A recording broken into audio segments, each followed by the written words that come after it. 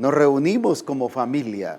Estamos como familia para adorar y glorificar el nombre de nuestro buen Dios.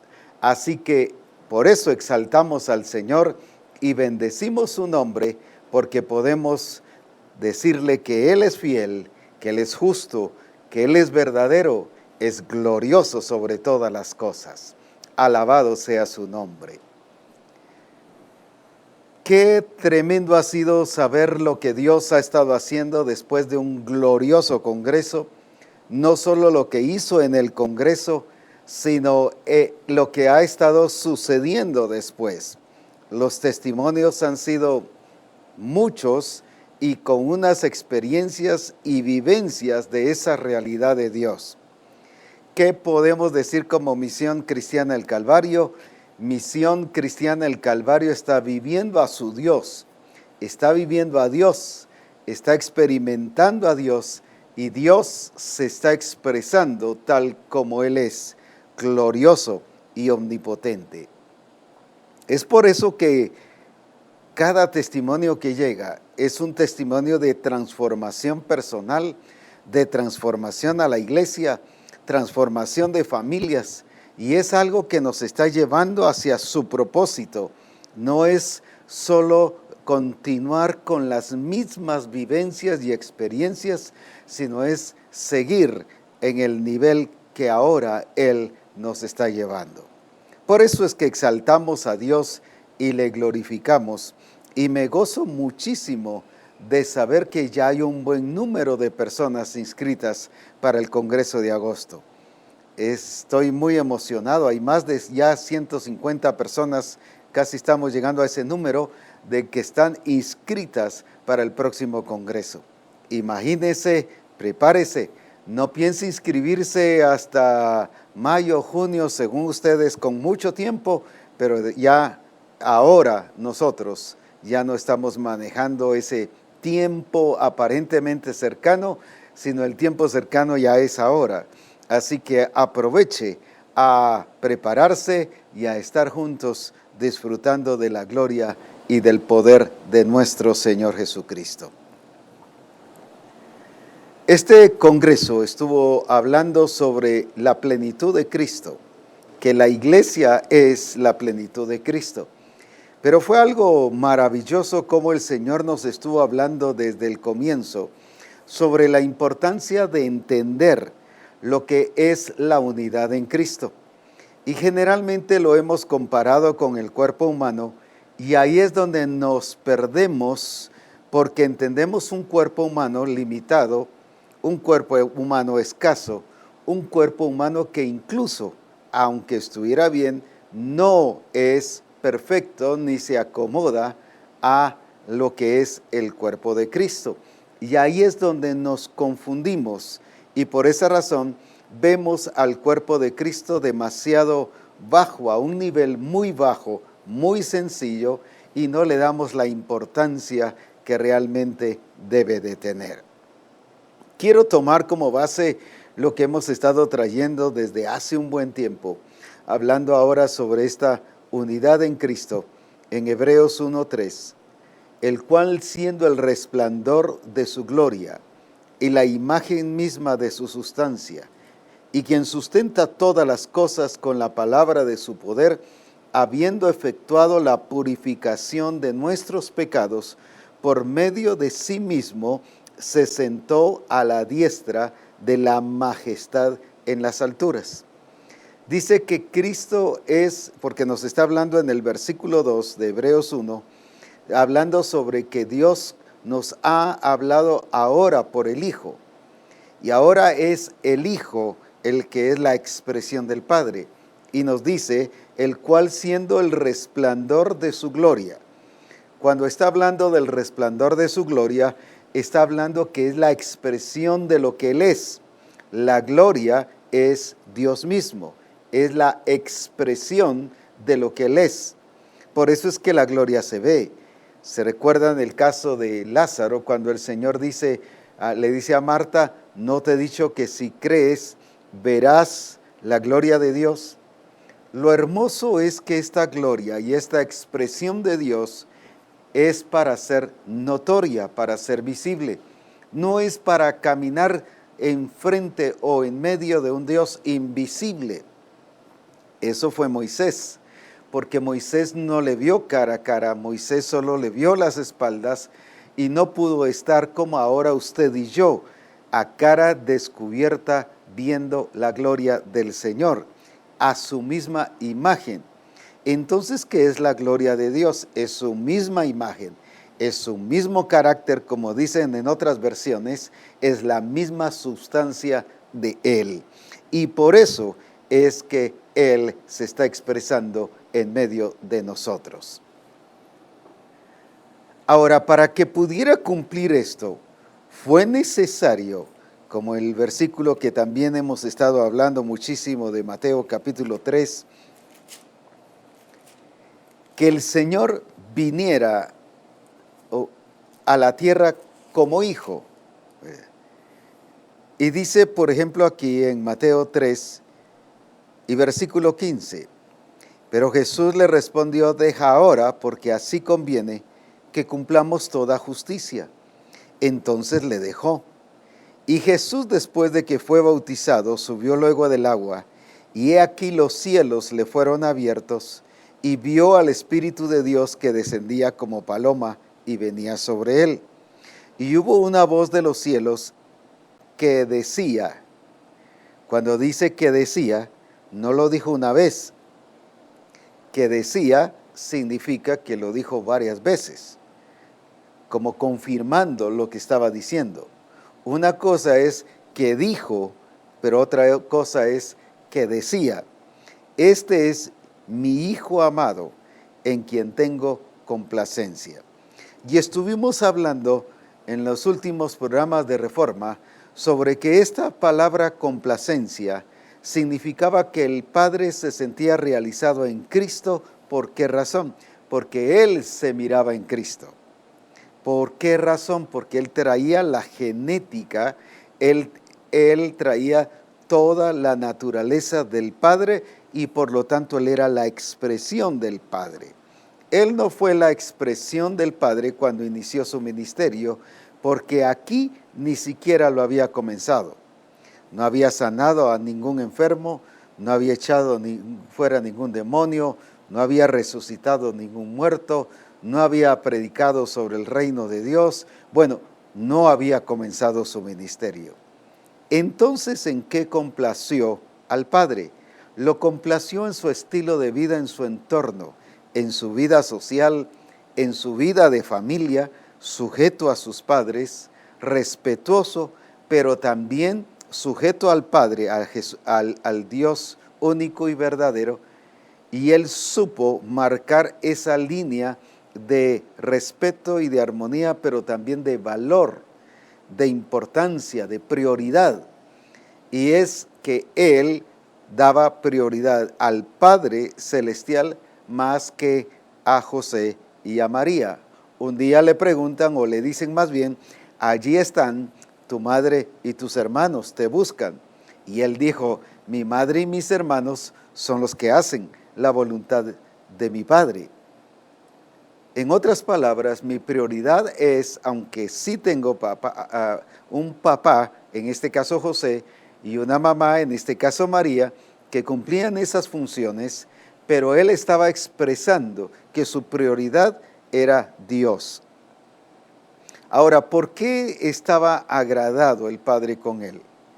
Porque todo lo que él hacía era la pura expresión del Padre. Por eso es que aquí en Juan capítulo 14 y en el versículo 10, cuando le habla a Felipe, ¿no crees que yo soy en el Padre y el Padre en mí?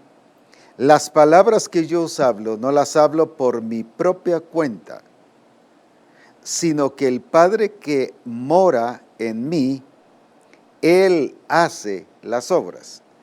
¿Qué significa eso? Que era el Padre que se expresaba en Cristo.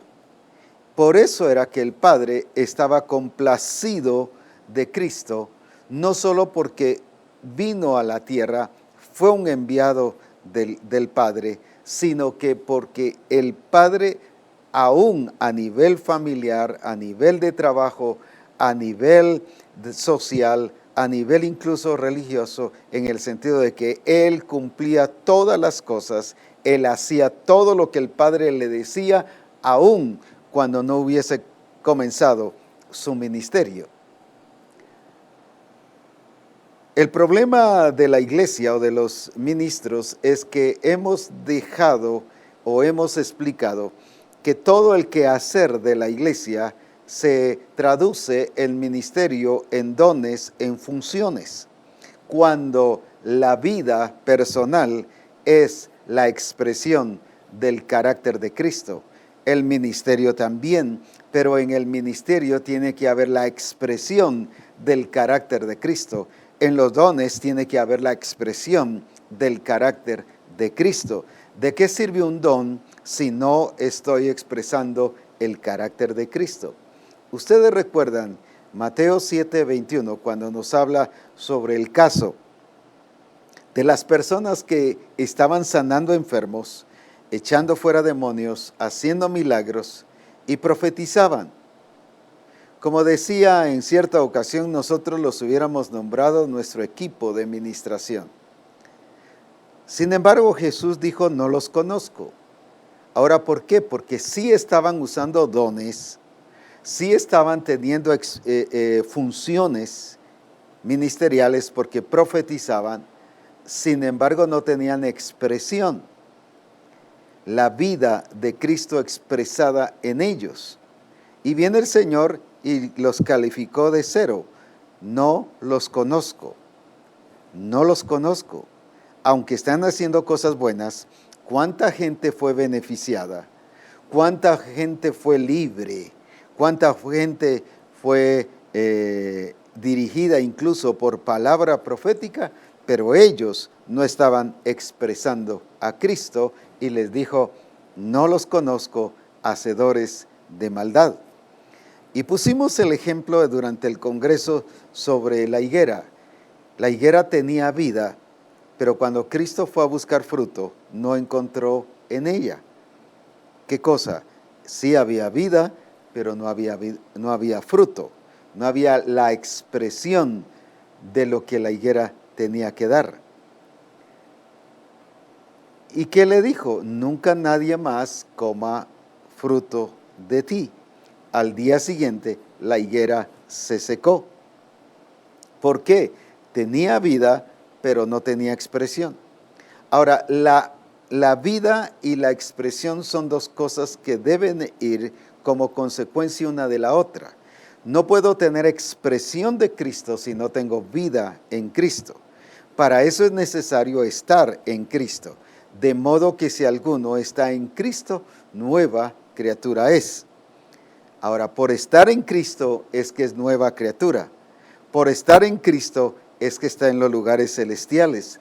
Por estar en Cristo es que todas las cosas le son sujetas, aún los principados y potestades y el reino de las tinieblas. Por estar en Cristo somos herederos.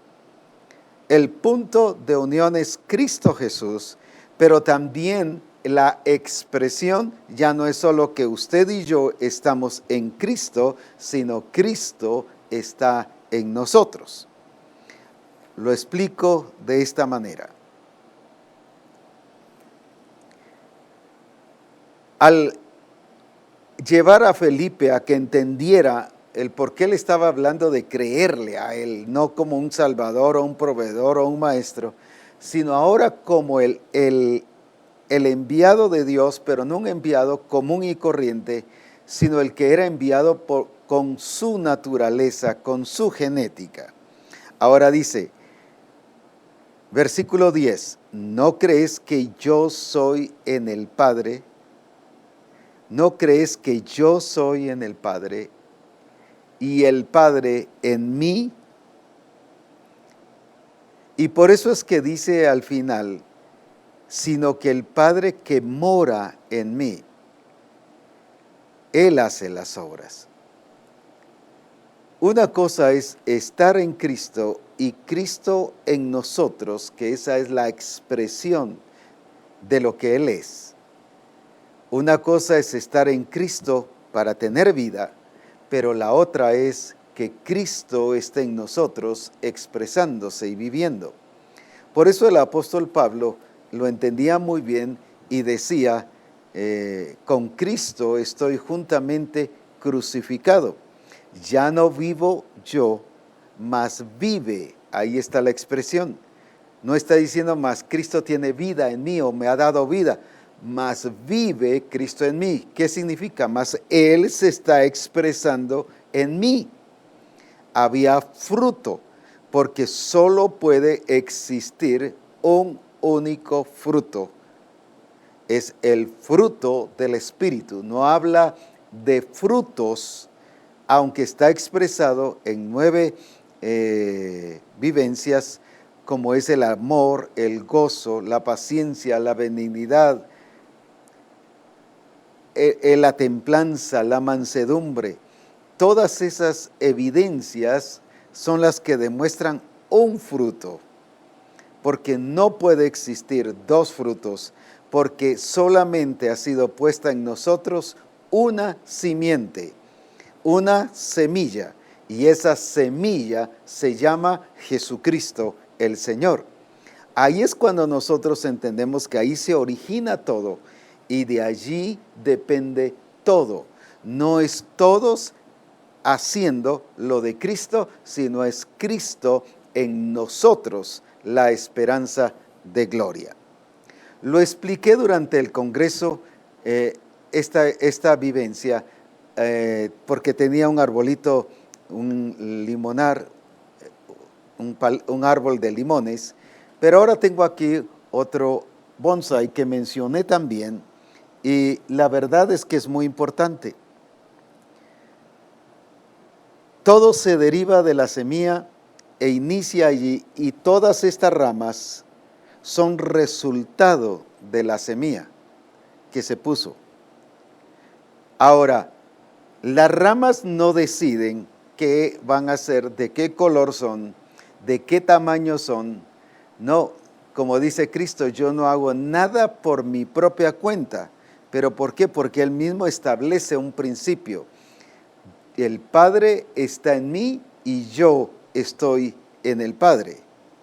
Entonces, como Él estaba en el Padre, Él entendió que el fruto o la evidencia o su expresión tenía que ser la misma.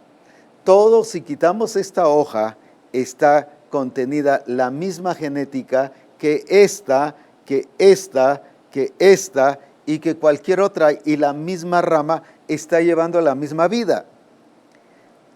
Decíamos en el Congreso que el problema es cuando vienen otros frutos y tratan de tener vida a través de esta semilla, y sí, la pera, la manzana, la naranja, la uva o cualquier otro que pongamos, va a tener vida, pero siguen siendo pera, manzana, uva, y cada uno diferente, que así es como vive hoy la iglesia. Por eso es que seguimos siendo los mismos. Por eso es que seguimos actuando lo mismo. Por eso es que seguimos siendo con las mismas actitudes. ¿Por qué? Porque no hay cambios, no hay evidencia y no estamos dando el único fruto. ¿Por qué? Porque es el único Jesucristo. Y por eso es que Jesucristo entendió que Él era el único enviado del Padre. Pero ahora por eso se le llamó el unigénito Hijo de Dios. Pero al resucitar, Él ahora se convirtió en el primogénito entre muchos hermanos. ¿Por qué? Porque ahora Él se multiplicó y empezó a dar fruto. Él empezó a dar fruto como resultado de su resurrección, porque si recuerda en Juan 12, dice que el grano de trigo, si no muere, no puede producir fruto. No dice frutos. Por eso es necesario que muriera, y por eso Cristo cumplió todos esos principios. Murió, ¿para qué? Para producir fruto, y el fruto es usted y soy yo, y por eso es que tenemos la misma genética en el Señor. Ahora bien, Cuando habla aquí de que es el Hijo de Dios, quiero explicar un poquito esto, llevando el sentido de lo que estoy trayendo ahora. Cuando estoy hablando del Hijo de Dios, está hablando, este es mi Hijo, este es el que tiene mi genética, es el que tiene mi naturaleza, es el que tiene mi expresión. Porque cuando está hablando de hijo, está hablando de ser uno. Por eso es que no lo presenta como apóstol, como profeta, porque ninguno de ellos puede ser uno con el Padre, a menos que sea un apóstol que reconoce y que vive como hijo, un profeta que vive como hijo, un pastor que vive como hijo, entendiendo que todo su origen está procedente de lo que es la raíz, la esencia, la semilla que fue puesta. Y en este caso no hay dos semillas, como ya dijimos, sino solo una.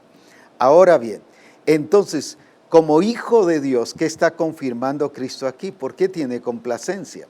No solo porque trae la genética, hablando de Cristo, este es mi Hijo amado, sino porque está expresando la genética. No solo trae la naturaleza, sino está expresando la naturaleza. ¿Eso qué significa? Yo voy a agradar al Padre no por correo mucho, sino porque estoy expresando su naturaleza.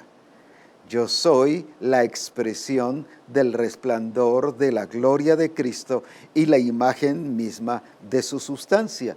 Por eso es que Él es el primogénito entre muchos hermanos. Por eso es que a Cristo se le llamó Hijo. Hijo, este es mi Hijo amado. Ya allá en el monte que se conoce como de la transfiguración, también viene el Padre y se aparece y dice, este es mi Hijo amado, a Él oíd. Y en otras versiones dice lo mismo, en quien tengo complacencia.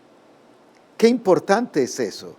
Tanto desde niño, Jesús creció como niño, dice la Escritura, y luego dice, y Jesús crecía, pero también aquí vemos a un hijo ya maduro, cuando él ya se bautiza, pero luego vemos a un hijo que alcanzó su madurez, su plenitud, y por eso dice, este es mi Hijo amado, a Él oíd. Y por eso es que Hebreos dice, ahora nos está hablando por el Hijo. ¿Por qué razón? Porque Él es la vida, pero Él también es la expresión de esa vida. Él no solo vino con la vida del Padre, sino vino formado o se formó y expresó lo que la vida del Padre estaba en Él, esa formación de esa vida. El problema de muchos cristianos es que tenemos vida, pero no tenemos una vida formada en Cristo en relación a la semilla, a la genética. Ahora, por eso es que la Escritura dice, arraigados y cimentados en amor. Cuando nos está hablando aquí de arraigados y cimentados en amor, en el libro de Efesios, capítulo 3 y versículo 17, para que habite Cristo por la fe. Se recuerda que Cristo dijo el Padre que mora en mí, que es morar, es habitar. Él es el que hace las obras. Ahora, ¿qué viene ahora a decir la Escritura aquí? Para que habite Cristo, así como el Padre mora en Cristo. Ahora viene Cristo y dice que debe habitar en nosotros y habita en nosotros, en vuestros corazones, a fin de que arraigados y cimentados en amor. ¿Qué significa la palabra arraigados? Y lo voy a explicar con este ejemplo. Si vemos esta planta no está en tierra, esta planta está en agua, como ya se nota aquí, pero es una planta que está arraigada en esta piedra. ¿Y qué significa la palabra arraigada? Si usted puede, yo la puedo hacer así, la puedo mover.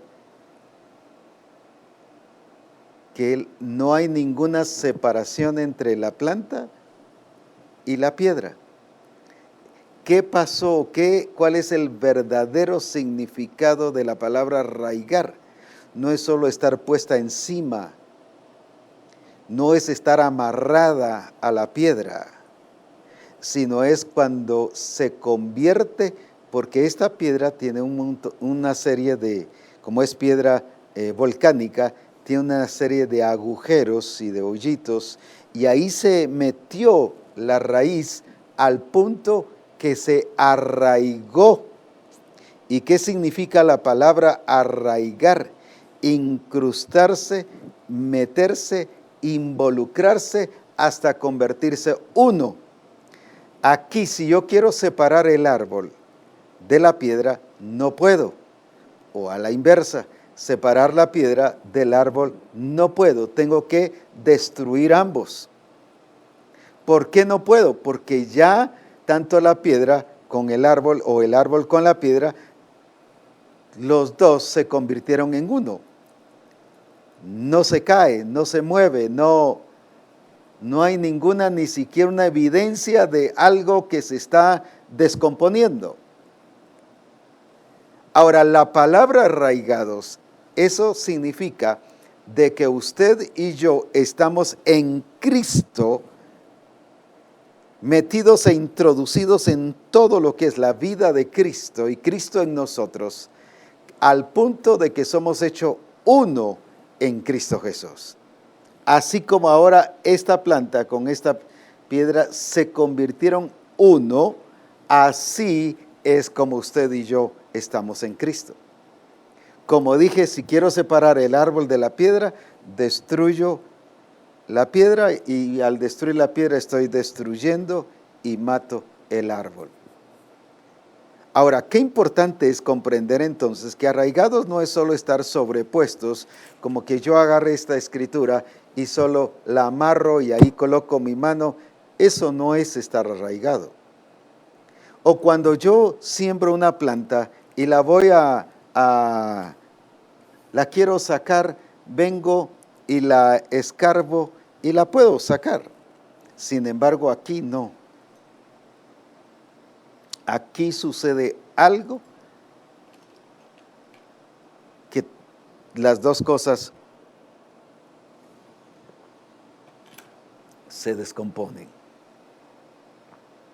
Ahora, en Cristo definitivamente Él no se descompone. Si yo me salgo de ahí, el único que se descompone soy yo. Por eso es que dice, separados de mí, nada podéis hacer, pero Él sigue el mismo. Mientras que en estos casos sí pasa eso. Ahora, por eso es que debemos comprender, y el Espíritu Santo nos sigue hablando sobre la importancia de ser uno, para que tengamos una única expresión. Y quiero enfatizar algunas dos cosas que mencioné allá en el Congreso. Por ejemplo, aquí en 1 Corintios capítulo 12, 1 Corintios capítulo 12 y versículo 13. ¿Qué nos está diciendo aquí en 1 Corintios capítulo 12 y versículo 13? Porque por un solo espíritu fuimos todos bautizados en un cuerpo, sean judíos o griegos, sean esclavos o libres, y a todos se nos dio a beber de un mismo espíritu. ¿Qué dice la Escritura? Que cuando usted y yo nos convertimos a Cristo y fuimos nacidos de nuevo, al experimentar el bautismo en agua, ahí fue aplicada la muerte, la sepultura, pero la nueva vida en Cristo. Estamos en Cristo Jesús, y ahora viene y dice no solo de nacer del agua, sino nacer del Espíritu. ¿Y qué hace el Espíritu cuando uno experimenta el nuevo nacimiento? Nos introduce al reino de Dios, que fue lo que los colosenses no entendieron. Por eso dicen Colosenses 1:13 que habían sido trasladados del reino de las tinieblas al reino de su amado Hijo. ¿Qué significa? Que ellos no entendieron que estaban en el reino de Dios y que por lo tanto debían vivir bajo el régimen del reino de Dios. Por eso era que vivían conformados así como los de Roma, conformados a este mundo. Ahora,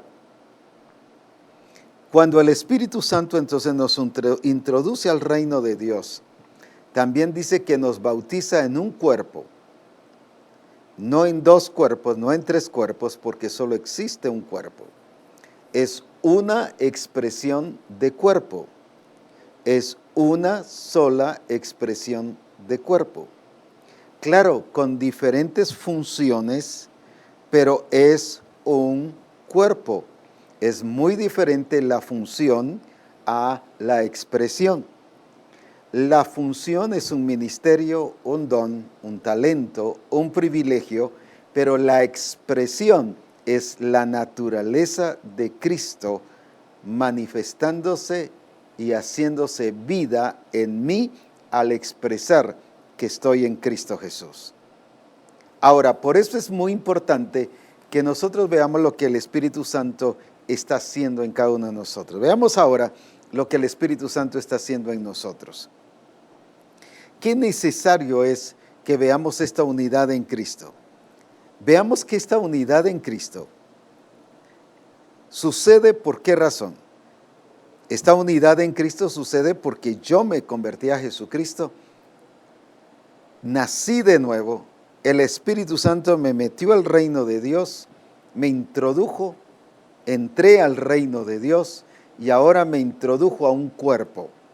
Yo soy cuerpo, no porque yo haya decidido ser cuerpo de Cristo, no porque yo haya determinado ahora ser cuerpo de Cristo, o que a estas alturas, bueno, pues al fin y al cabo somos cuerpo de Cristo y vamos como cuerpo de Cristo. No, desde el momento en que usted se entregó a Cristo, usted es cuerpo de Cristo. Por lo tanto, no puede tener otra expresión. Otra expresión que no sea de cuerpo de Cristo es un cuerpo falso, un cuerpo que no es de Cristo y por lo tanto Él le dirá, no lo conozco. Por lo tanto, no podemos salirnos del diseño. No podemos establecer otro modelo. ¿Por qué? Porque el diseño no es negociable. Cuando yo pongo excusas y me defiendo, sea excusas válidas o sea excusas no válidas, excusas mentirosas, ¿verdad? Porque hay excusas que suenan válidas humanamente, sin embargo, me hace eso ver que yo entiendo que el diseño es negociable. Si estoy poniendo excusas, es porque entiendo que el diseño es negociable. Y Jesús entendió que el diseño no es negociable. Déjeme explicarle, y para que en nuestras oraciones evitemos y corrijamos eso. En nuestras oraciones muchas veces usamos excusas. Mira, Señor, si no lo hice, tú sabes, Señor, por falta de tiempo, o tú sabes, Señor, por esto, tú sabes, Señor, por aquí. Déjeme decirle, el Señor no acepta ninguna excusa, porque eso sería cambiar su diseño. Así que no vuelva a orar con excusas. Es el error más grande orar poniendo excusas. Sencillamente Él nos conoce tal como somos. A las iglesias de Éfeso que están en Apocalipsis 2 y a las demás iglesias, Él les dice, yo conozco tus obras. Así que no vivamos con excusas. La excusa únicamente me hace entender que el diseño es negociable y déjeme decirle, el diseño no es negociable. Así lo estableció Él, así dijo Él, así es la santidad como Él quiere, como la del Padre, no es otra, así que no hay negocio. No puedo cambiarla y si la cambio es otra santidad, pero no es la de Cristo. Entonces resulta siendo otra iglesia, no la de Jesucristo. Ahora, por eso es muy importante que entendamos que la vida de cuerpo me hace tener una expresión, aunque con diferentes funciones, pero cada de esas funciones tiene que expresar la vida de Cristo. Si no expresa la vida de Cristo, no está viviendo como cuerpo de Cristo. Ahora, ¿por qué? Porque es en la unidad, como dice aquí en Juan 17, es en la unidad donde se alcanza la perfección. Porque dice aquí en Juan 17, Y versículo 23. Yo en ellos y tú en mí, para que sean perfectos en unidad. La perfección se alcanza en la unidad. No se alcanza en que yo soy pilas, no se alcanza en mi esfuerzo humano, no se alcanza en mi activismo, no se alcanza en cumplir funciones.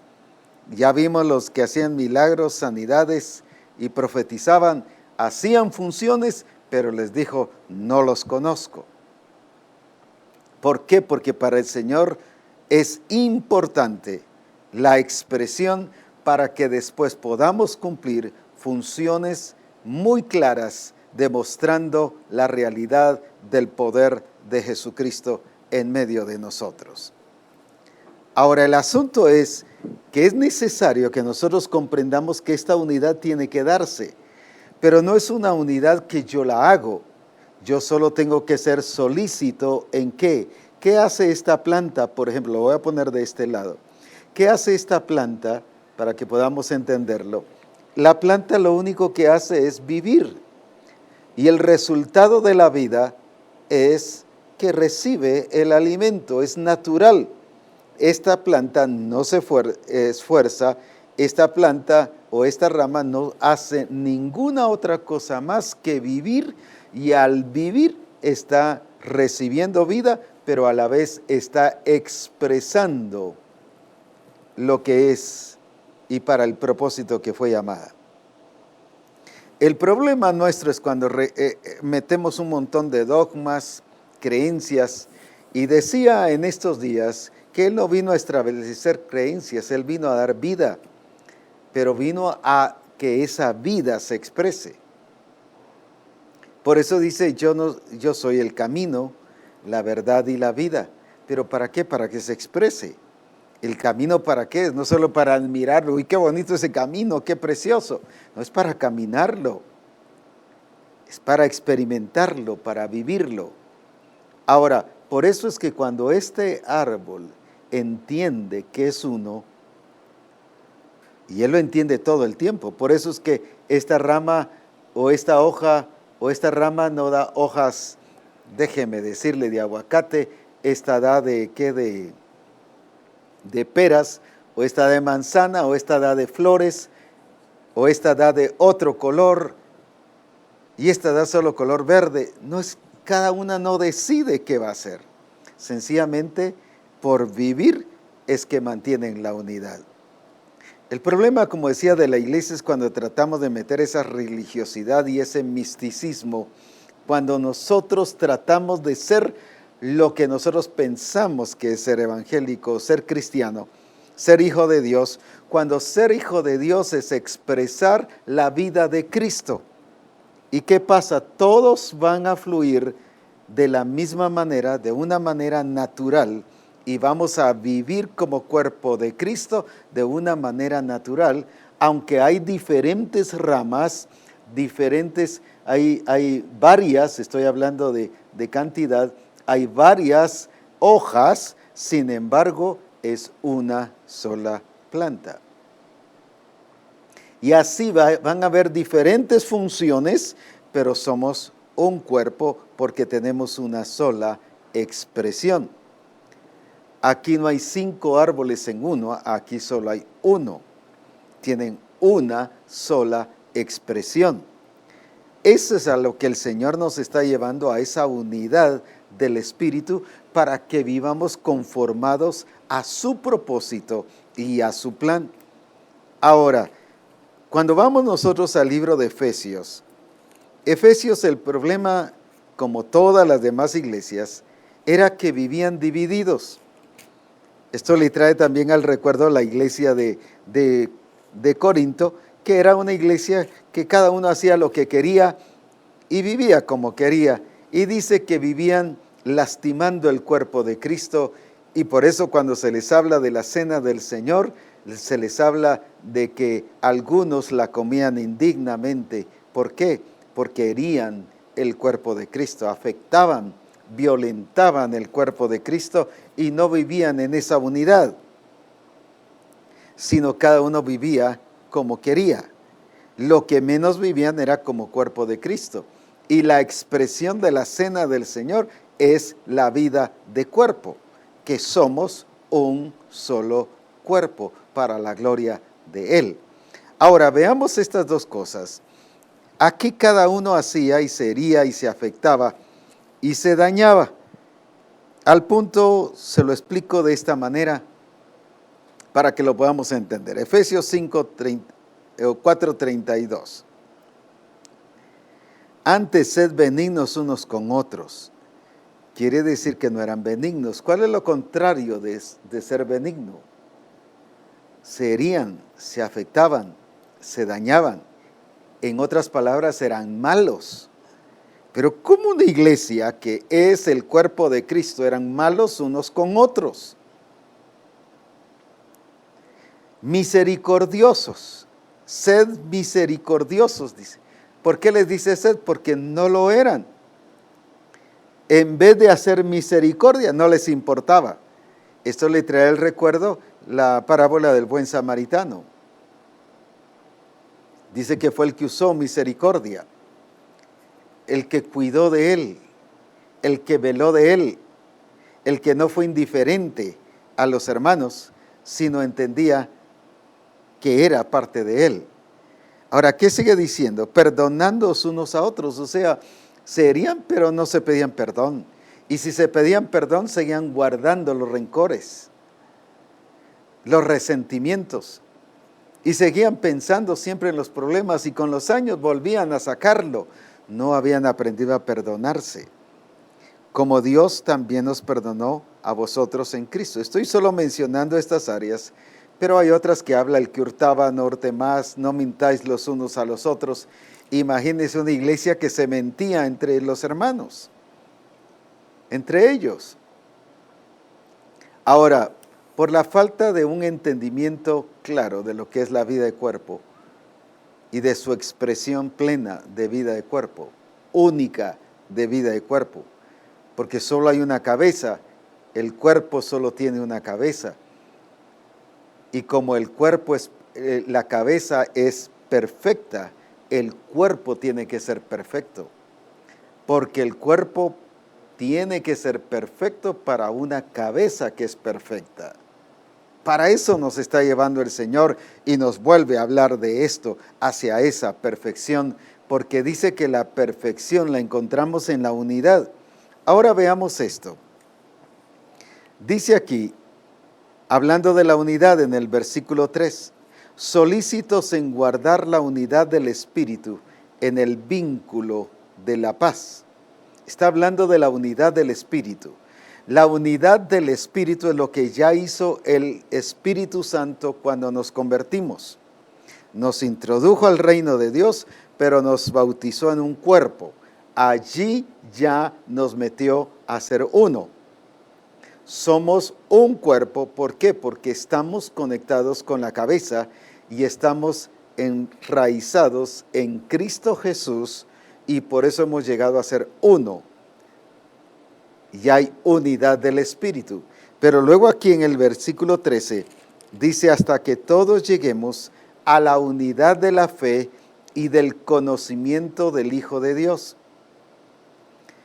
Cuando está hablando de la unidad de la fe, recuerdo que en una ocasión estábamos reunidos diferentes apóstoles de diferentes misiones, y uno de ellos dijo: eso es imposible, la iglesia no puede llegar a creer las mismas cosas, porque unos creen que hay que levantar la mano para adorar y otros dicen que no.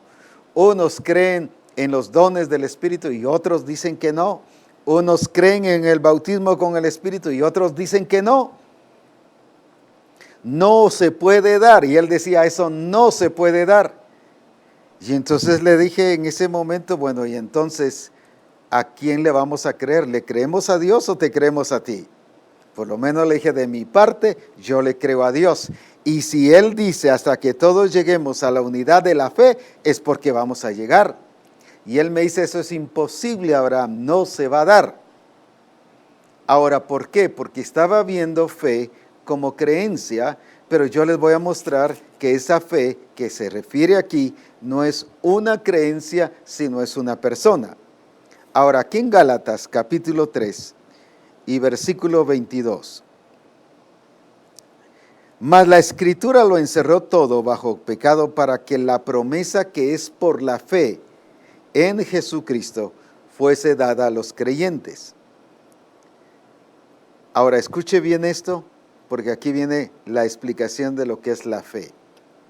No la fe como la sustancia de las cosas que se esperan y la demostración de las cosas que no se ven. Ahora aquí esta fe es muy diferente a la fe que nos habla en Efesios o en Hebreos 11, la fe de Moisés, la fe de Gedeón, la fe de Rahab, la fe de tantos personajes que sí lograron muchas cosas buenas. Pero esta fe es totalmente diferente. Veamos entonces, versículo 23. Pero antes que viniese la fe, pero si la fe ya estaba, Moisés tuvo fe, Abraham tuvo fe, Gedeón tuvo fe, Rahab tuvo fe, y todos los demás tuvieron fe. Entonces, ¿por qué habla antes que viniese la fe? Estábamos confinados bajo la ley, encerrados para aquella fe. Escuche esta fe, para aquella fe, o sea, es otra fe, no es medida de fe, no es don de fe, sino que dice, aquella fe que iba a ser revelada. Esta es la fe revelada. No lo estoy diciendo yo, ni es un término místico que yo quiero usar, sino aquí dice claramente para aquella fe que iba a ser revelada. De manera que la ley ha sido nuestro ayo para llevarnos a Cristo, para que, a fin de que fuésemos justificados por la fe. Pero ahora dice, el 25, pero venida la fe, ¿qué fue lo que vino? No un don de fe, no una medida de fe. Ahora, ¿quién fue el que vino? Pero venida la fe, ¿quién vino? Fue Cristo, fue una persona. Ya no estamos bajo ayo, porque todos sois hijos de Dios por la fe en Cristo Jesús. Por eso el apóstol Pablo lo entendía muy bien, y cuando dice que ya no vivo yo, mas vive Cristo en mí, y lo que ahora lo vivo en la carne, lo vivo en la fe del Hijo de Dios. No en mi fe, no en mi nivel de fe, sino en la fe del Hijo de Dios. ¿En qué está diciendo entonces? Es en esa expresión de ese Cristo que está manifestándose a través de él cuando él relató su experiencia o su vivencia. Entonces, qué importante es comprender todo esto. ¿Por qué razón? Porque eso nos hace ver que cuando dice de la unidad de la fe, cuando nos está hablando de la unidad del Espíritu, está hablando de esa unidad que ya nos hizo el Señor. Usted y yo lo único que tenemos que hacer es solícitos en guardarla. Yo como apóstol no puedo hacer la unidad, pero sí puedo cuidar la unidad, porque esa ya la hizo el Espíritu. Mi responsabilidad es mantener esa unidad, es cuidar esa unidad, es perseverar en esa unidad. Pero ahora nos está hablando de la unidad de la fe. ¿De qué está hablando? De esa unidad que es la expresión de Cristo, que es la persona, la fe revelada que le llama la Escritura. Ahora es esa fe que se revela. ¿Qué significa una fe revelada? Una fe que se demuestra, una fe que se expresa. Por eso se llama fe revelada, porque Cristo es el resplandor de su gloria y la imagen misma de su sustancia. Pero ahora Cristo en nosotros es esa fe que se está expresando, es esa persona que se está expresando en cada uno de nosotros. Ahora, esto es glorioso, Porque el fin de la redención,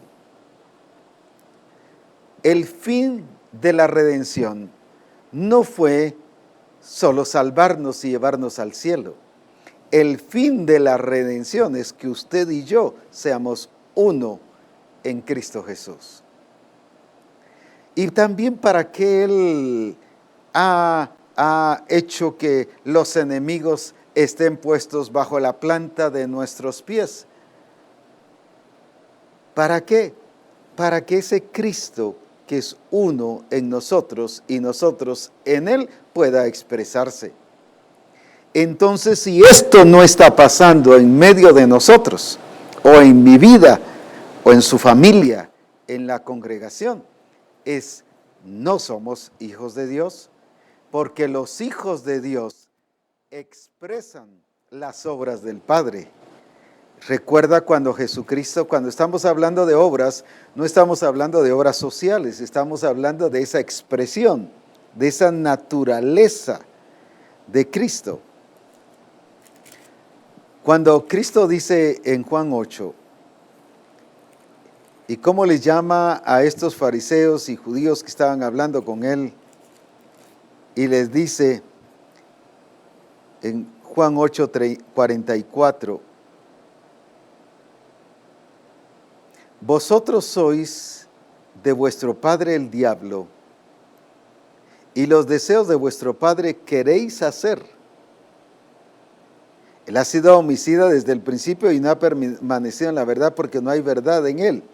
Cuando habla mentira, de suyo habla porque es mentiroso y padre de mentira. Ahora, ¿qué está diciendo aquí? Vosotros sois de vuestro padre el diablo. Y más adelante les está diciendo, vosotros sois de vuestro padre el diablo. En el versículo 41.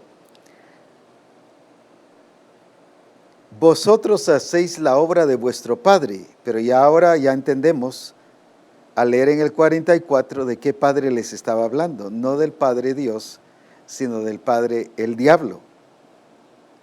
¿Por qué razón? Versículo 41, vosotros hacéis las obras de vuestro padre. Por eso es que el Hijo hace las obras del Padre. Puede ser el hijo del diablo o el hijo de Dios. El hijo del diablo hace las obras del padre el diablo. ¿Y cuáles son las obras del diablo? La vieja naturaleza, las obras de la carne, toda la expresión de el hombre viejo, no muerto, no crucificado juntamente con Cristo. Ahora, eso no es la expresión como hijo. El Hijo expresa las obras de su Padre.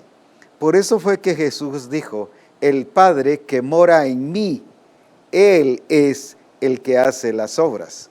Por eso es tan necesario que yo me exprese como hijo. ¿Por qué razón? Porque yo al expresarme y vivir como hijo, estoy dejando que ese Cristo que mora en mí, Él haga las obras en mí, a través de mí.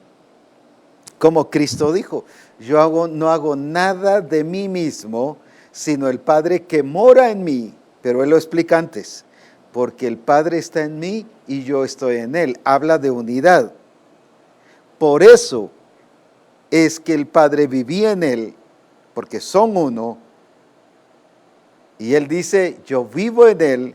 Y por eso es que el Padre podría expresarse en la vida de Él con toda naturalidad. ¿Por qué? Porque estaba expresando su naturaleza. Ahora, lo mismo en nosotros en Cristo Jesús.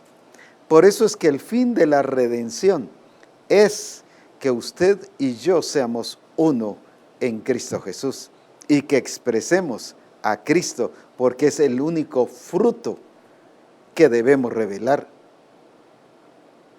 Por eso dice que llevará fruto, no dice frutos, dará más fruto y mucho fruto. No cambia la expresión, no dice frutos. sino dice fruto y mucho fruto. Está hablando de una misma expresión, pero que ha crecido, que se ha desarrollado y que está alcanzando la plenitud de Jesucristo. ¿Para qué fue usted y yo salvos? ¿Para qué fuimos redimidos y nacidos de nuevo? ¿Para qué Cristo vino a morir en la cruz? Él no vino solo para librarnos y sacarnos de toda esa vida pasada y toda esa simiente vieja producida por la caída de Adán y de Eva, sino que eso no sería tan pobre la redención de Jesucristo. Más bien, no serviría la redención de Jesucristo. Solo con habernos sacado y solo con quitarnos los efectos de esa caída de Adán y Eva. Es para hacernos uno en Cristo, porque al hacernos uno en Cristo, dice Cristo, como Él vive en mí y yo en Él, por eso es que el Padre que mora en mí, Él hace las obras. ¿Cómo es que vamos a expresar a Cristo? ¿Cómo es que Cristo mismo se va a expresar en nosotros? Cuando Él está en nosotros, pero nosotros también estamos en Él y vivimos uno en Él y estamos dando fruto, y el único fruto es Cristo en nosotros. Aunque sea apóstol, es Cristo en mí. Aunque sea profeta, es Cristo en mí. Aunque sea evangelista, es Cristo en mí. Aunque sea pastor, es Cristo en mí. No es tantos Cristos, es el mismo fruto y la misma expresión, la misma santidad, la misma consagración, la misma pureza, la misma determinación, la misma justicia, la misma misericordia, el mismo amor. No es un 50% del pastor y un 100% del apóstol. No es un 50% del evangelista y un 75% del profeta. No, es que todos vamos a dar la misma talla, el mismo nivel de expresión en relación a la vida en Cristo. Es que nosotros vamos a lograr llegar y obtener la expresión plena de la manifestación y de la gloria en nuestro Señor Jesucristo. Por eso es muy importante el que nosotros comprendamos y volvamos a recordar la importancia de esa unidad, porque es solo en esa unidad que vamos a expresar a Cristo. Es en esa unidad en el Espíritu, pero unidad en la fe, que vamos a poder expresar a Cristo en toda su plenitud. Cristo va a ser el resplandor de su gloria en cada uno de nosotros. Y la iglesia será la expresión del resplandor de su gloria y la imagen misma de su sustancia. No por esfuerzo humano, sino por naturaleza. Porque, como decíamos, esta planta no se esfuerza, sencillamente vive. Y como vive, recibe alimento, pero también se expresa con toda naturalidad. Decía hace poco que por qué mi pierna no tiene ningún conflicto de servir, ni se siente forzada a servir a la rodilla. ¿Por qué razón? Sencillamente lo que hacen es vivir. Las dos partes lo que hacen es vivir y la misma vida que hace, que funcione. ¿Por qué no podemos vivir en esa unidad del Espíritu y en esa unidad en la fe, expresando al mismo Cristo, pero con el mismo nivel, la misma expresión? Como dije, no el pastor un 50% y el apóstol que él tiene que expresar un 100%, pero el discípulo un 25%. No, eso en ninguna parte de la Escritura lo dice. El discípulo tiene que expresarse el 100% y expresar a Cristo el 100%. El pastor tiene que expresar a Cristo el 100%. El discipulador tiene que expresar a Cristo el 100%. El músico de la alabanza tiene que expresar a Cristo el 100%. El apóstol el 100%, el profeta el 100%, porque eso es plenitud. Cuando está hablando de la iglesia gloriosa, no está hablando de que algunos serán 50% gloriosos, otros 75% gloriosos, sino es que todos los que son esa iglesia, que están en Cristo y Cristo en ellos, son uno, y como uno alcanzan esa perfección, alcanzan a estar completos, pero a llenos también de la plenitud de Cristo. Es por eso que pueden vivir y alcanzar el ser la iglesia gloriosa. Recuerde que la iglesia tiene que ser perfecta porque la cabeza es perfecta. No puede ser una iglesia medio perfecta si la cabeza es perfecta. Entonces no es su cuerpo, será otro cuerpo, pero no el cuerpo de Jesucristo. Eso nos lleva a que cada uno sintamos y veamos la responsabilidad de crecer y de desarrollar y de seguir alcanzando la plenitud de Dios y de estar siendo llenados de esa plenitud de Dios a través del crecimiento, a través del desarrollo, a través de madurar. Es que yo soy lleno de Él. Y cuando digo lleno de Él, no es que hoy Él me da más, mañana me da más de Él y pasado me da más de Él. Digamos, hoy soy un poco paciente, pero dentro de 3 años el Señor me da otro grado de paciencia y dentro de 1 año el Señor me da otro grado de paciencia. No, ya en la genética me fue puesta.